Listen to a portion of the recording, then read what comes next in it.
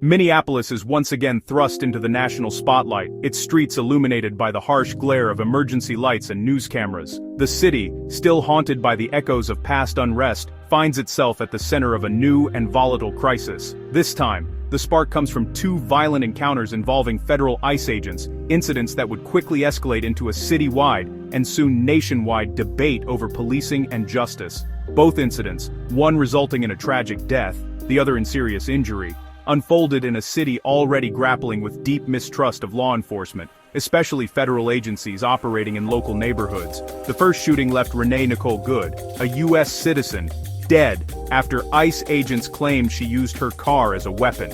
Witnesses, however, offered conflicting accounts, fueling confusion and suspicion about what really happened that night. Community outrage erupted almost immediately.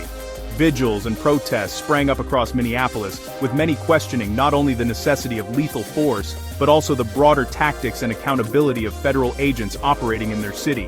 Before the city could even begin to process this tragedy, a second shooting occurred just days later, this time during an attempted arrest of an undocumented immigrant, further inflaming tensions. The suspect was shot in the leg after allegedly assaulting an agent. Both the suspect and the agent were hospitalized, their conditions adding to the uncertainty and anxiety gripping the community. These back-to-back shootings became a flashpoint, confirming the worst fears of many residents about the dangers of aggressive federal enforcement and the lack of transparency in such operations.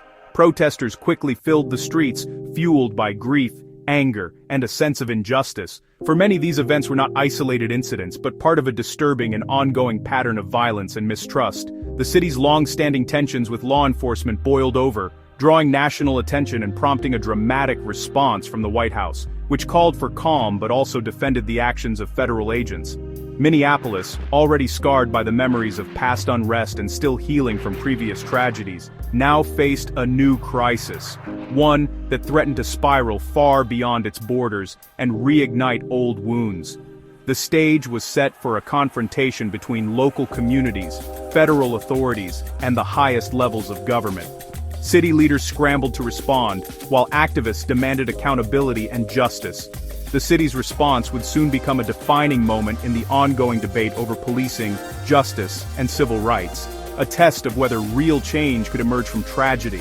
The world watched as Minneapolis braced for what would come next, with millions following every development and wondering if this time, the outcome would be different. The firestorm had only just begun, and its impact would be felt far beyond the city's borders.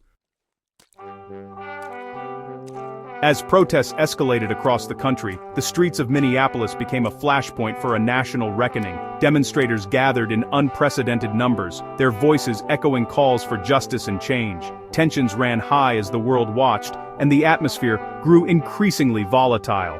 In response, President Trump issued a stark warning from Washington, his tone unmistakably grave. He addressed the nation with a message that signaled a turning point in the unfolding crisis. He threatened to invoke the Insurrection Act, a rarely used and controversial law that grants the president authority to deploy the U.S. military on American soil, even against the wishes of state leaders. The mere mention of this act sent shockwaves through political circles and the public alike. On Truth Social, Trump doubled down, labeling protesters as insurrectionists and promising swift, decisive action if attacks on federal officers continued. His posts fueled both fear and fervor, amplifying divisions across the country. This was more than a call for order. It was a direct challenge to Minnesota's Democratic leadership, putting state and federal authorities on a collision course. Local officials pushed back, insisting on their right to manage the crisis without federal intervention. By threatening military intervention, Trump signaled a possible federal takeover, bypassing the usual process where states request help. The prospect of troops in American cities raised deep concerns about civil liberties and the balance of power. The move polarized the nation. Supporters saw strength and decisive leadership, while critics warned of creeping authoritarianism and the erosion of democratic norms. The threat forced everyone to take sides, turning what began as a local crisis into a national showdown over power, protest, and the future of American democracy. The debate raged in Congress, on social media, and in living rooms across the country. The president's words drew a line in the sand, raising the stakes for all involved and leaving the nation to wonder what would come next. The question now: would force or dialogue prevail? Would the country find a way to heal, or would the divide only deepen? As the world watched, the nation held its breath, waiting for the next move in a moment that would define a generation. The Insurrection Act of 1807 is a powerful, seldom invoked law that sits at the intersection of military authority and civil society. Passed over 2 centuries ago, it was designed to give the federal government a tool to respond to extraordinary domestic crises, moments when ordinary law enforcement is overwhelmed or unable to restore order. The act allows the president to deploy the military domestically, overriding the usual ban on using troops for law enforcement. This means that in rare and extreme cases, the president can send federal soldiers into American cities and towns, even if local authorities object. Normally, the Posse Comitatus Act keeps the military out of civilian policing, drawing a clear line between soldiers and police. But the Insurrection Act creates a dramatic exception in times of crisis, when the government believes that civil unrest or insurrection threatens the nation's stability. The law can be used if a state requests help, or if the president deems federal law enforcement impossible by normal means. In practice, this gives the executive branch broad discretion to decide when and how to intervene, sometimes even over the objections of state leaders. Trump's threat in Minnesota invoked this unilateral power, citing protests as an obstruction to federal immigration enforcement. The mere mention of the act sent shockwaves through the city, raising fears of military intervention in the midst of civil unrest. Historically, the act was used during school desegregation in the 1950s and 60s, and again during the 1992 Los Angeles riots, always amid controversy and public debate. Each time, the decision to deploy troops on American soil was met with both relief and alarm. Each use has sparked debate over federal overreach and the militarization of domestic issues. Critics argue that calling in the military risks undermining democracy and escalating tensions, while supporters claim it's sometimes necessary to restore order. Invoking the Insurrection Act signals a breakdown of civilian order, raising profound questions about civil liberties, the balance of power, and the role of the military in American life. It's a step that can change the character of a city overnight. Critics warn it blurs the line between protest and rebellion, risking escalation from political conflict to military confrontation. The presence of troops can inflame tensions, making peaceful resolution more difficult. The law is meant as a last resort. Even the threat of its use is a powerful political statement. It signals that the government is willing to use extraordinary force to maintain control, and that the stakes are higher than ever. In Minneapolis, that threat now loomed large, casting a shadow over the city and its people. The possibility of military intervention was no longer theoretical, it was real, and it was imminent. The city's fate, and the nation's, hung in the balance.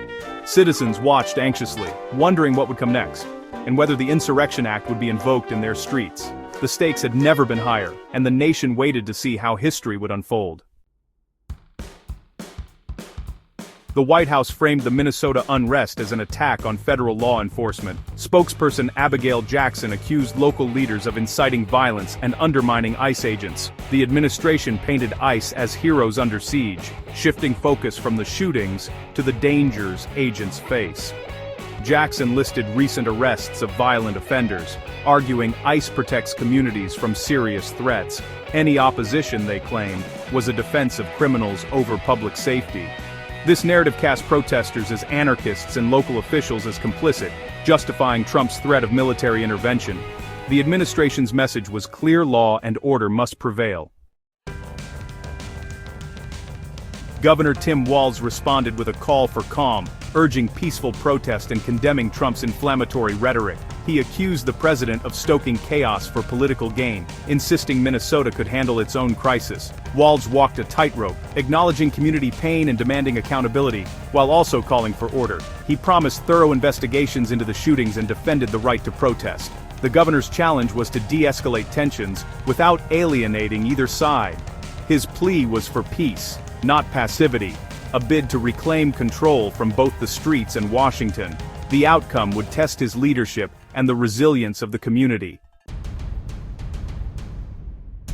Minneapolis erupted as protesters mobilized in defiance of ICE and federal intervention. Demonstrators blocked streets, chanted, and used noise as protest, demanding accountability and ICE's removal. Law enforcement responded with tear gas, pepper spray, and riot gear, escalating tensions. skirmishes broke out, with scenes of protesters helping each other amid clouds of chemical agents. Each side blamed the other for the violence, police citing attacks on property, protesters citing suppression of free speech. The city became a battleground, with neither side willing to back down. The cycle of protest and crackdown intensified, echoing past unrest. The stakes grew with every confrontation. Minneapolis was now the epicenter of a national struggle over protest, policing, and power. The world watched as the city teetered on the edge.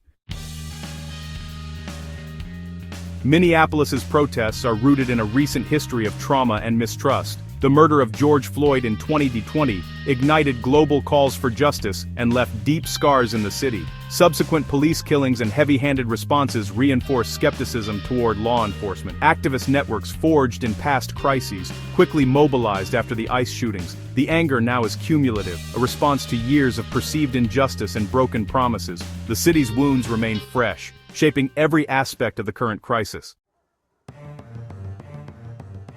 At the heart of the conflict is ICE, the federal agency tasked with enforcing immigration laws. Created after 9/11, ICE's aggressive tactics have made it a lightning rod for controversy. Supporters see ICE as essential for national security. Critics call its methods inhumane and demand its abolition. The agency's raids and deportations have divided communities and fueled calls for reform. The Minneapolis shootings became a flashpoint in the broader debate over ICE's legitimacy and America's immigration system. For some, ICE is a symbol of order. For others, of oppression. The agency's future now hangs in the balance. As Minneapolis reels, two visions for the future collide. The White House demands an end to protests and unwavering support for federal law enforcement, even threatening military force. Governor Walz and community leaders call for de-escalation, transparency, and local control. Protesters demand justice, accountability, and a rethinking of ICE's role. The city stands at a crossroads: federal dominance or community empowerment. The choices made here will echo nationwide, shaping the balance of power and the right to dissent. The crisis in Minnesota is now a microcosm of America's deepest divisions. The next steps will define not just Minneapolis, but the nation's future. The world is watching. The outcome is far from certain,